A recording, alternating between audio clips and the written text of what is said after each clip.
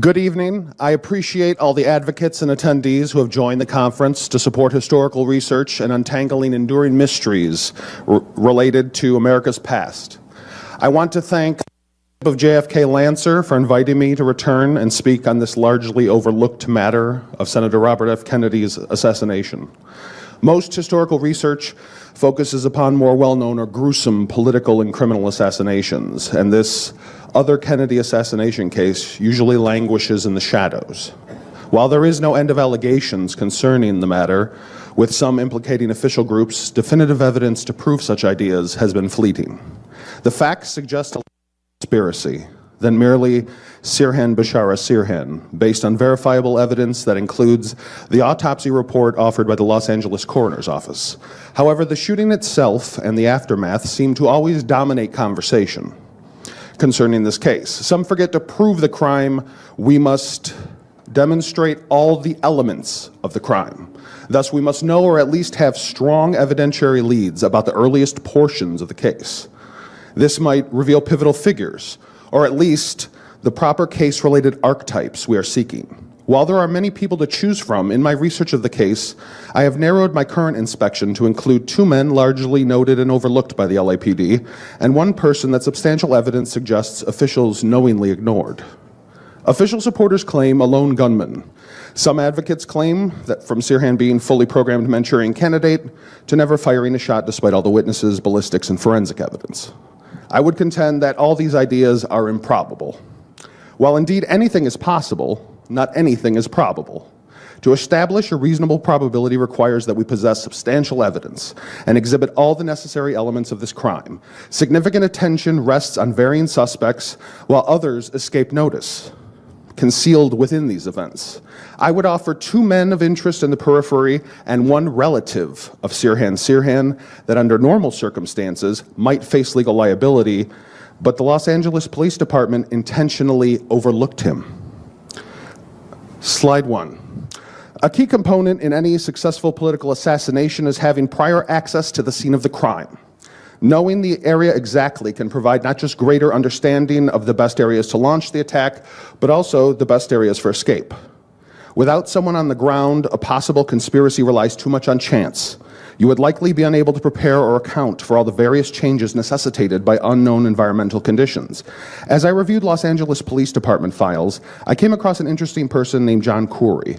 And while officials did interview him and perform some investigation, they seemingly did not appreciate the reasonable possibility he played a role in these unfolding events. John Anton Corey was born December 9, 1943 in Haifa, Palestine, and he was a Lebanese citizen while studying at the University of Beirut. Lebanese import and export business owner Mr. FK Fakouri financially underwrote Corey's trip to the United States and some of his education from Beirut. Following his arrival, John Corey attended California State College at Fullerton, and multiple people noted his memorable actions and behavior.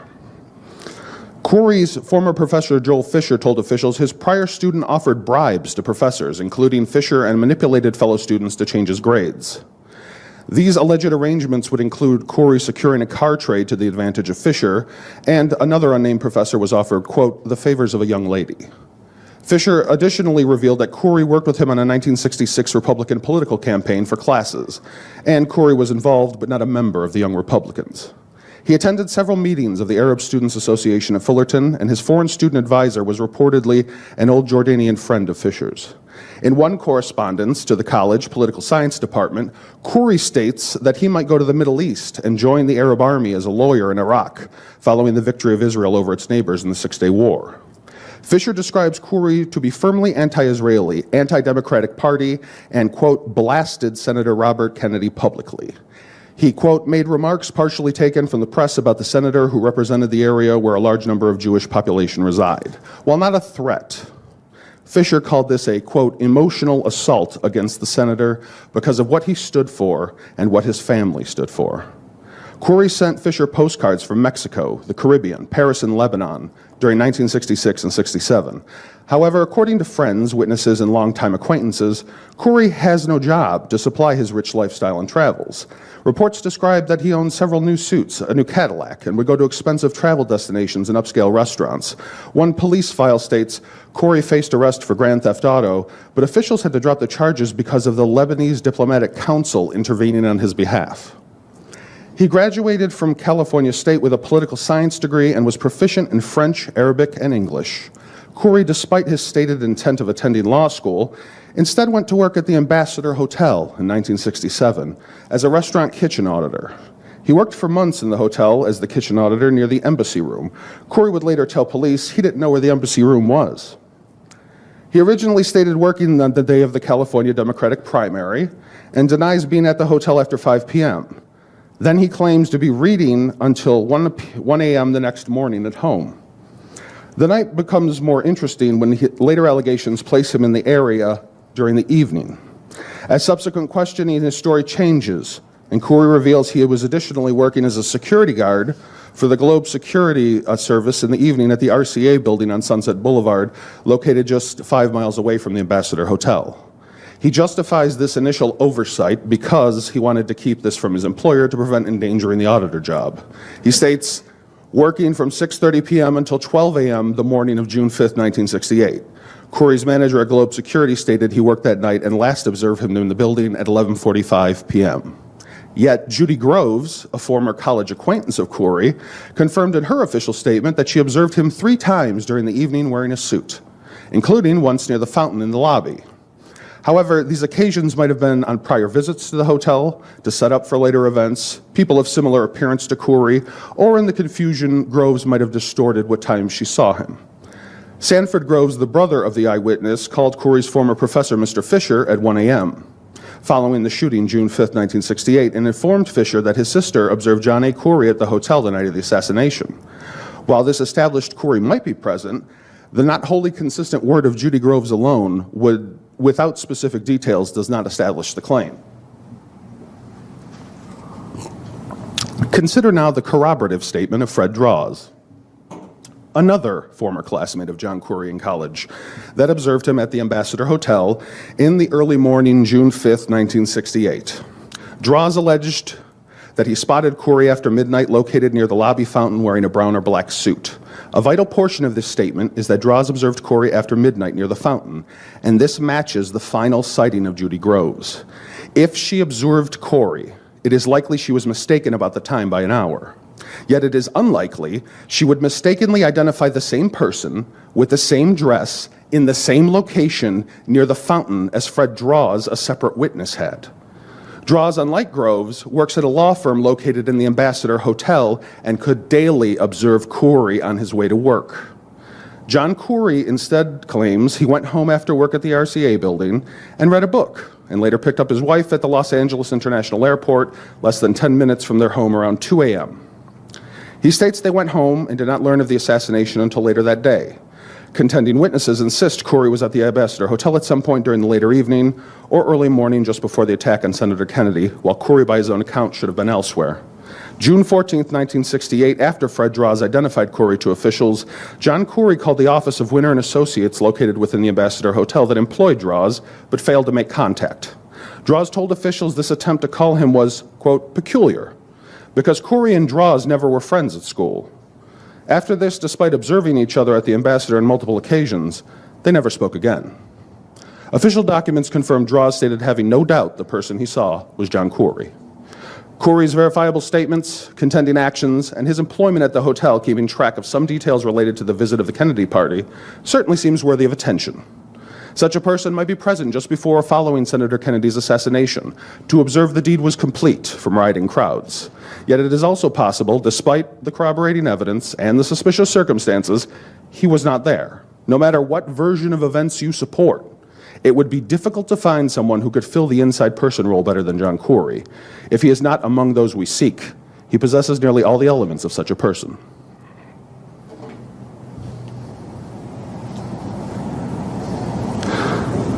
Next slide excellent. Yet, more important than a possible inside player is someone with political influence and sinister intent, manipulating those involved and seeking to offer compensation for a cause instead of seeking to defend the accused.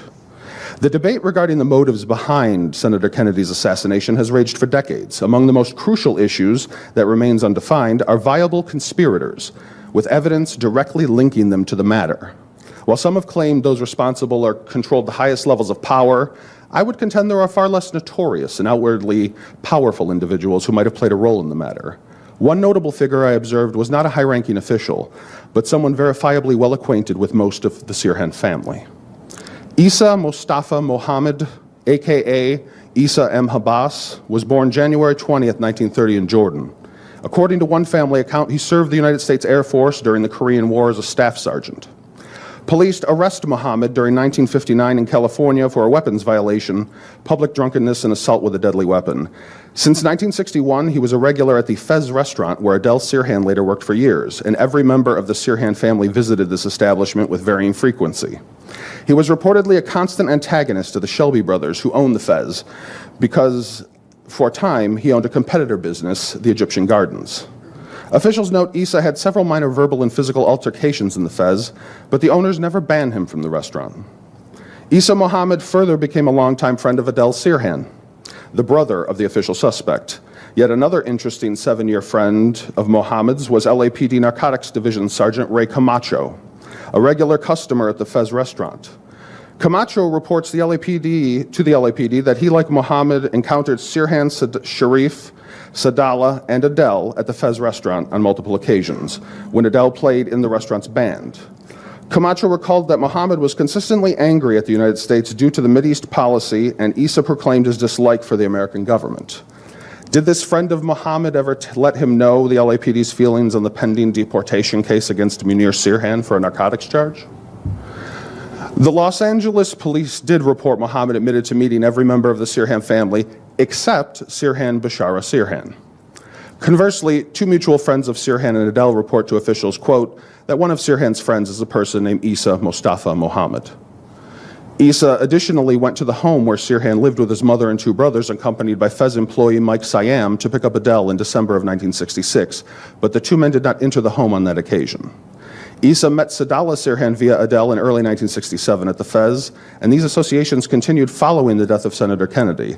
He changed his name from Isa Mustafa Mohammed to Isa Mustafa Habas in August of 1967 to facilitate an inheritance from his father.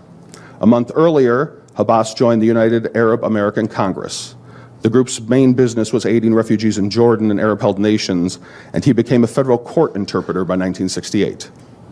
Interestingly, Habas and Adele's friend Mike Siam, according to his police interview, encountered and talked with Sirhan several times during 1967 when Sirhan had a job at the Santa Anita racetrack. Following Senator Kennedy's assassination, multiple Fez witnesses alleged that some Fez employees, including manager Mike Siam, were celebrating Kennedy's shooting with song and dancing after the public announcement. Siam and other employees quit working at the Fez during the post-assassination timeframe.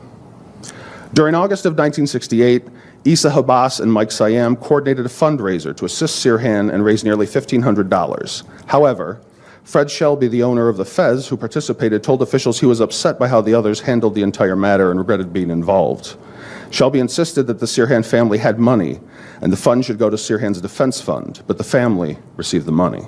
Officials interviewed a related Fez waiter that worked nearly 4 years at the establishment, who had several conversations with Sharif Sirhan, another related brother of the alleged assassin. During these conversations before and following the assassination, Sharif talked, quote, about his frustration with Robert Kennedy and his policies. During one conversation, the waiter asked Sharif why Sirhan assassinated Robert Kennedy, and Sharif replied, quote, Sirhan had become so motivated by what he had seen and hears that he just took it upon himself to kill Kennedy. The witness stated he prior believed that Sirhan's family was in need of money, but following the assassination, quote, Sharif appears to be spending money freely. Habas again encounters Adele and Munir Sirhan at Mike Siam's bar, the Monte Carlo, in July of 1968. One police report notes a dispute about money between Sadala Sirhan and his mother. According to the document, Sadala wanted some of the money that Mary Sirhan had been collecting from several Arab churches as donations for Sirhan. However, Mrs. Sirhan told her son that she had received no money from anyone, and soon a dispute occurred. Sadallah demanded a portion of the money, quote, he was entitled to, and would not leave until she gave him the money or the police arrested him. When Mary again denied receiving money, Sadallah, according to the police, quote, threatened to bust her right in the head. Eventually, the police convinced him to leave the area without further incident. It appears the primary concern of some in Sirhan's family was not providing him funds to legally defend himself or make his jail time less Spartan, but enriching the family using sympathy for Sirhan to do so.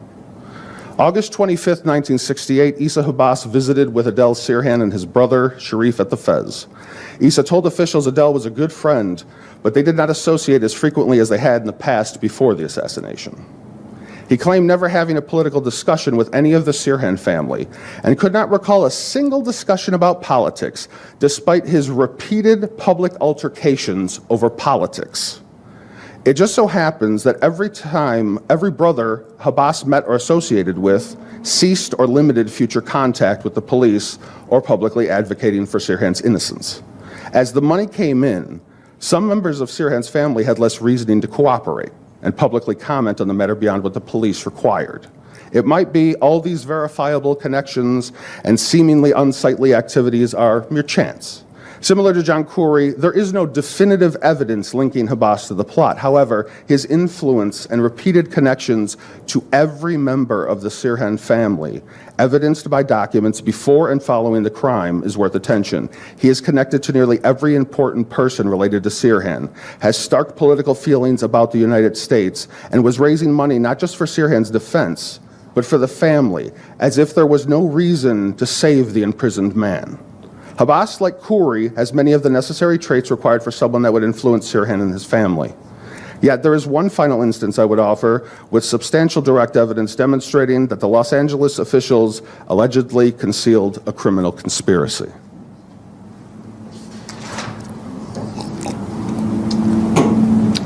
Because of the outstanding evidence problems associated with the prosecution of Sirhan and the attempts of officials to label the assassination of Senator Robert F. Kennedy a lone gunman scenario, various advocates of conspiracy are inclined to find Sirhan totally innocent. I agree. He is feasibly not guilty of Robert F. Kennedy's murder, as many can attest from reviewing the ballistics and forensic evidence. Nearly every witness and repeated expert analysis infers Sirhan is too far to have fired the killing shots. Yet he did fire several other bullets. They did strike multiple people, and this would legitimately have been several cases of attempted murder. His innocence in Robert Kennedy's death does not negate his guilt in firing shots into a crowded room. Other defensive efforts present claims of utter innocence, not just regarding Sirhan, but also members of his family. Often a suggestion that Sirhan's mother, brother, or any other person directly connected to him might be involved is nearly always set aside to blame a mafia leader or a hidden cabal or a government official. Yet what if important answers remain concealed beneath this well-meaning defensive posture? What multiple government agencies verifiably covered up and destroyed of important related evidence and has hidden proof of murderous official complicity? And that has been more elusive defined. Thus, for someone to be possibly linked to Sirhan's crime, they would have to fulfill specific legal criteria. One possibility is being an accessory. An accessory to murder before the fact reportedly is someone who aids, abets, or assists in the commission of a felony without direct participation. Perhaps the Los Angeles police knew, based on evidence, they should have charged an accessory with Sirhan for Robert F. Kennedy's murder. It may be that troublesome facts required officials to choose between establishing more than one person was legally liable for Senator Kennedy's death or just blaming the entire matter on a single person. In such circumstances, they sought to protect their predetermination of Sirhan's sole guilt by letting another strong criminal prosecution slip away. We should remember that Sirhan's guilty plea was voluntary, and if the LAPD rightfully targeted someone important to him, it would end the cooperation of Sirhan and his family. The LAPD was already suffering from a history of corrupt legal scandals and new calls of malfeasance launched by the media and conspiracy advocates challenging their methods. If Sirhan and his family were to become hostile, or the facts established a conspiracy, the case potentially could drag on for years. While it might not have changed the ultimate result of the case, it would utterly have redefined the public narrative provided by officials and forced them to endure a messy trial with Sirhan using every means at his disposal to fight the charges. Because if officials revealed everything they knew, it would have required admitting a criminal conspiracy based on their own evidence had occurred.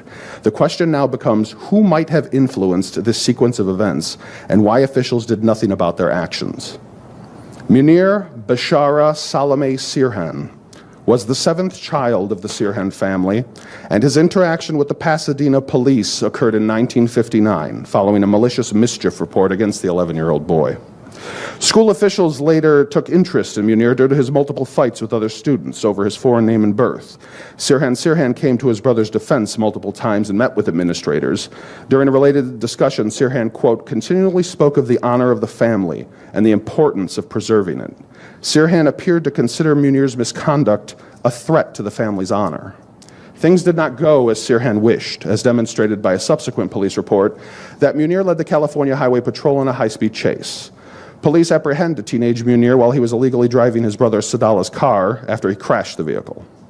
During 1964, a 16-year-old Munir had 3 further altercations with the police, including a reported sex party that he and other minors attended. In 1966, Munir was 18 and convicted for drug possession, jailed, and subject to deportation proceedings. Munir's attorney contested the deportation order multiple times during 1967, but officials denied each claim until Munir's lawyer, Dave Marcus, succeeded in having the conviction set aside. The following spring, officials remanded the deportation case to the Board of Immigration for a special inquiry. By 1968, a 20-year-old Munir Sirhan had a job at Pasadena's at F.C. Nash's department store with his co-worker Elizabeth Ragup. Ragup later informed officials that Munir had a wallet full of $100 bills 6 to 8 weeks before the assassination, and that he attributed it to inside tips and noted his brother was a jockey. While he did not directly state Sirhan provided this information to him, it is strange he referred to his brother as the possible source of the information during the period he would later claim they were not speaking.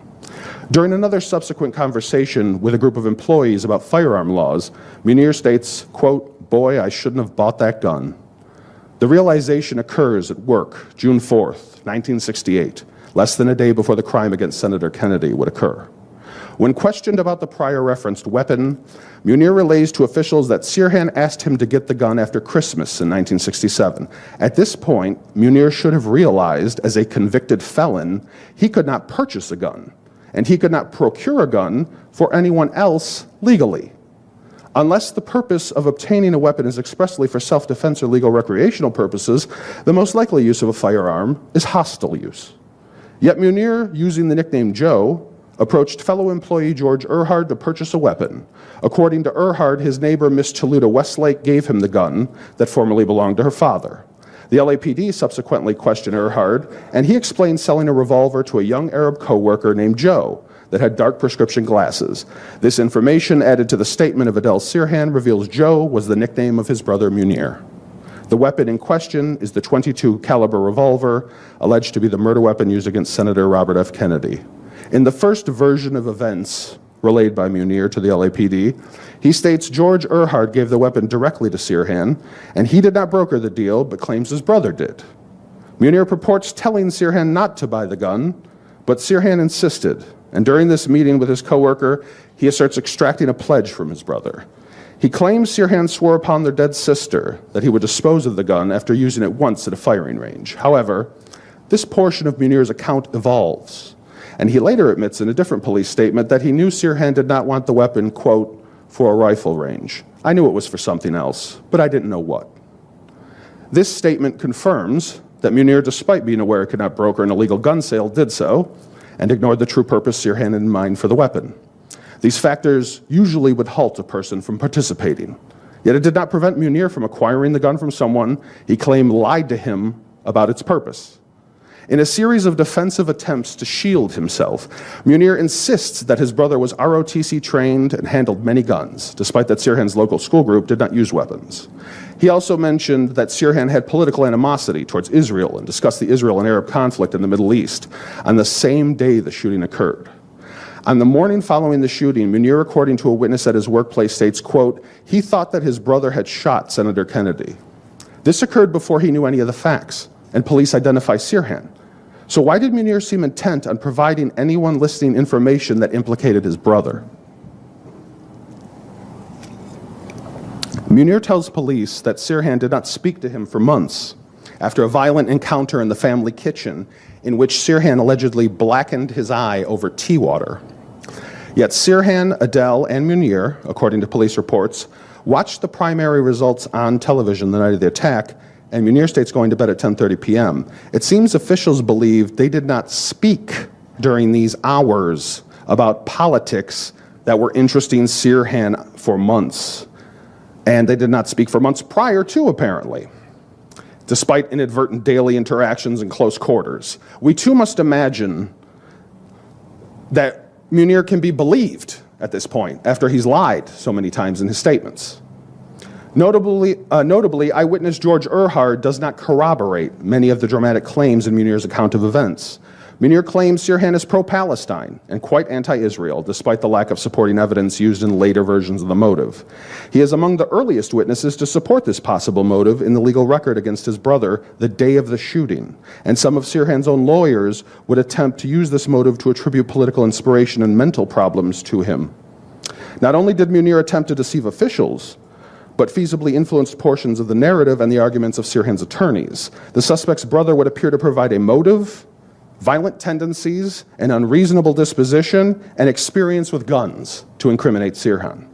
One LAPD report discussing the murder weapon's acquisition by Sirhan offers, quote, when the investigation into the history of the murder weapon established that Munir Sirhan had purchased the gun from George Erhard, the possibility of a conspiracy between Sirhan and his brother was raised.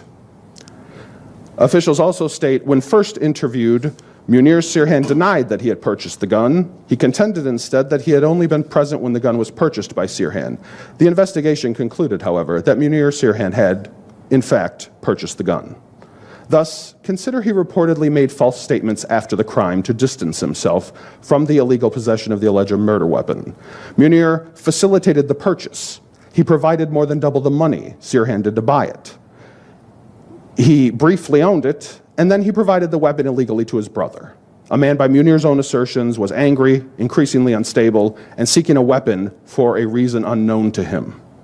Despite all these factors, officials decided, since no overt evidence they could find suggested Munir directly conspired with Sirhan to murder Senator Kennedy, that this equated to no criminal conspiracy occurring. They neglected to mention the possible accessory that would establish a criminal conspiracy. An accessory to Sirhan would be part of a two-person criminal conspiracy. This does not mean they had to know Sirhan planned to take part in a later attack. This is possible, but they clearly had to know it was a crime to provide Sirhan with an illegal weapon. Even if the accessory or primary defendant is a dupe and is unaware of the full nature of their role, they likely would face some legal culpability for their actions if they aid in the foreseeable future crimes. So, motivations for aiding in the commission of a crime are important to this determination. Did the person know their aid was illegal? A significant consideration is that if someone knows procuring a weapon itself is a crime, that any use of the illegal weapon too might later constitute another crime, one that possibly involves the primary function of a revolver, lethal force. In Munir's case, his status as a prior offender and repeated admissions on the legal record verify his foreknowledge that providing Sirhan a weapon constituted a crime. Sirhan and Munir never claimed the weapon was for defensive measures, and the only reason offered by Sirhan was determined to be false before the weapon was in his possession. Even recorded mention of police intentions to prosecute Munir did not compel the district attorney's office to act. Officials privately reported that aspects of the investigation remained open, and the desire of the LAPD to prosecute Munir Sirhan and the Immigration Department to deport him. Los Angeles Assistant District Attorney William Rizzi noted Munir's case 6 days following Senator Kennedy's assassination and intended to contact the Immigration Department for details. The case was still pending January 15, 1969, during Sirhan's trial. It represents a two-edged blade in the form of Sirhan. If he fought the official narrative, his brother feasibly would have been deported for past crimes or might be jailed for his part in acquiring the murder weapon before the ambassador shooting. Yet if he willingly condemned himself by assuming total blame for Senator Kennedy's death, His younger brother could live freely in the United States. Munir, based on the evidence, knowingly organized the sale and purchase of the murder weapon while he was facing deportation and deceiving the police. If the illegal sale, purchase, and providing it to a non-citizen is not compelling enough for you, consider that Munir further was deceptive and sought to obstruct the official investigation. How many laws can a person break until someone acts? Unfortunately, anything in the law is subject to interpretation, and legal maneuvering and the Los Angeles officials decided not to let some troubling facts get in the way of their story. A strange turn in the history of one related document reveals Lawrence Teeter, a former attorney of Sirhan, discovered it once over a decade ago. Yet this official file seemingly faded away following Teeter's focus on allegations not connected to Munir. Officials reveal skepticism about Munir being honest, because doing so would implicate him in a felony.